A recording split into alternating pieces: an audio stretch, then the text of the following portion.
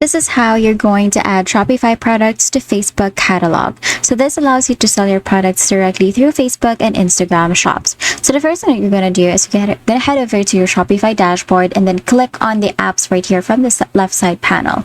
Now, once you click on this add apps, you're going to click on Shopify App Store from the bottom of the tab or this square. You're going to click on that and then it will take you to the Shopify App Store, which is this one. Now you're just going to search for Facebook on the search bar or in the search bar, and then you'll be able to find this Facebook and Instagram app right here.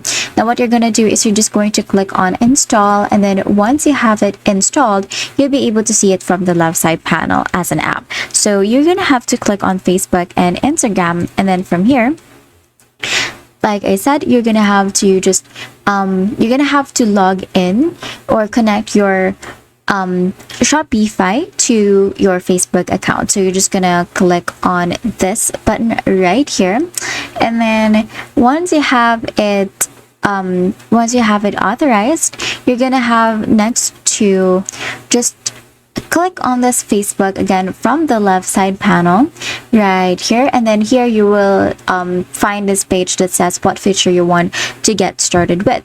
Now what you're gonna do is you're just gonna have to click on this one right here. You want to connect it and set it up by clicking on this button, and then after that you're just going to make sure that you are logged in to your Facebook account, and then you're gonna have to set up your page shop. So you're gonna have to connect your Facebook business account, and then you are going to just click on create business manager from the business manager section. Now you're going to create business manager to your Facebook page, and that's it. That is how you're going to add Shopify products to Facebook catalog. Once you have the connection authorized, you'll be able to see your products there immediately, and that is how you're going to add it. And if this video helped you, please don't forget to like the video and subscribe to the channel for more videos like this.